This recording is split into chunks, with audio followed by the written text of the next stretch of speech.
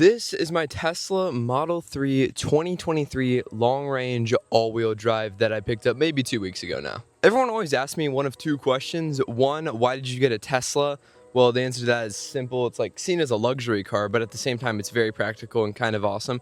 The second question is, how much did it cost you? And that's exactly what we're going to be exploring in today's video. I'm going to tell you guys how much this cost me and how at 21 years old, I'm able to afford this Tesla, and not only afford it, but comfortably afford a Tesla. Jumping right into it, what did this car actually cost me? For one, it was not a new car. It's a 2023, so it's pre-owned. If I were to get this thing brand new, I think it's like 50, 60K. I could be wrong about that.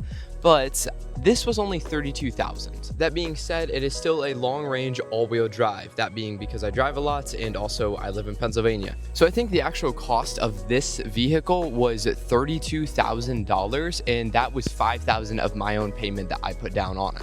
Anyway, let's start talking about the reason you guys are actually here, the finances behind it. I already told you that I put $5,000 down of my own payment. The rest of it, I took out a loan from the bank. Now, why did I go through the bank instead of Tesla? In case you guys don't know, Tesla themselves offer an actual financing plan. With them, I think you get a lot lower APR, but at the same time, I don't think you build as much credit as you would through a traditional bank. So for that reason, I took out a loan that was just short of $29,000. The reason for that, there was like a $2,500 tax on this, and also you have to place a $500 order deposit. So that's $3,000 right there, and then $2,000 for, just the extra cost of the car. Now, let's talk about that actual loan that I did take out. What is the APR? How much am I paying? How long did I take it out for? So the APR is 7.05%, which I didn't know this at the time, but apparently that's like pretty average right now in today's economy. I was expecting something like 4 to 5, and then I heard 7, and I was kind of confused for a second. But my parents do a lot of financing, and they told me that that's actually normal right now. I was like, okay. As far as how long I'll be paying the loan for, I took it out for 60 months or 5 years, but at the same time, I'm just not going to be doing that in the slightest bit. To break that down for you, at a 60-month plan with a 7.05% APR, the monthly payment on this would typically be about $580. That is if you do no principal payments and if you just stick to one payment per month for this car at the minimum rate you can get. Now, I said earlier, I'm not going to be doing that 5-year plan. Why is that? Well, the plan right now is to pay off this car in probably like 3 years tops. It's kind of unheard of. Not a lot of people talk about principal payments nowadays, but in case you guys don't know what a principal payment is, it's having a loan out and then you pay for, say, next month or just a little bit extra on the loan. You're paying the principal of the loan instead of just the minimum that's due. So the plan on this is to not only pay the minimum $580, but also add an additional principal payment of $420 a month.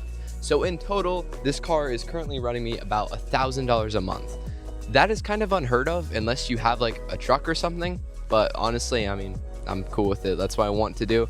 And in that case, that brings not only my interest down, but I'm going to pay less interest over time. The way interest works most of the time, it accumulates as the years and months keep going on.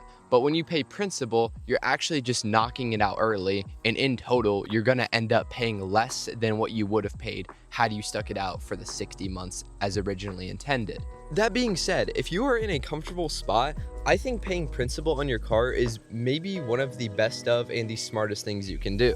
Now, let's actually talk about why I'm able to comfortably afford this, because I think this is the main part of this video.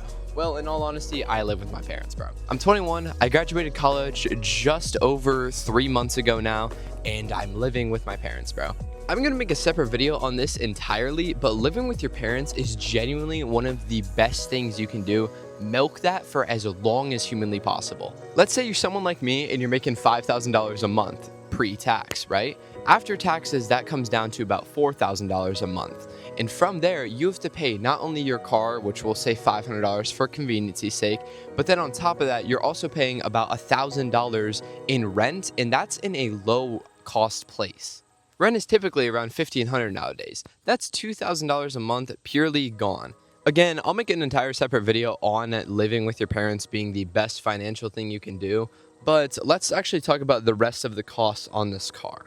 So currently I'm paying $1,000 in both the minimum and an extra $400 in principal payments for this car. For the insurance of this car, this Tesla, like Teslas go fast and they're typically seen as sportier.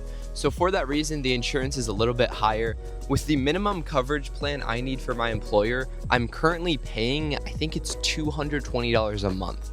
So raise the cost on this from $1,000 to $1,220 a month. And then what I bet everybody has been waiting for, supercharging, charging, gas, whatever you want to call it. As everyone probably knows, Teslas are EVs, meaning they don't take gas. They take a charge for the lithium-ion battery that is inside of them. That charge does not hold quite as long as a traditional gas car would, but the important thing with that, it costs significantly less. There's a whole thing about level 1 and level 2 chargers. For instance, a level 2 charger could take this to full charge probably overnight. So over the span of 12 hours, it'll fill up the entire thing if you're charging on a level 2 charger.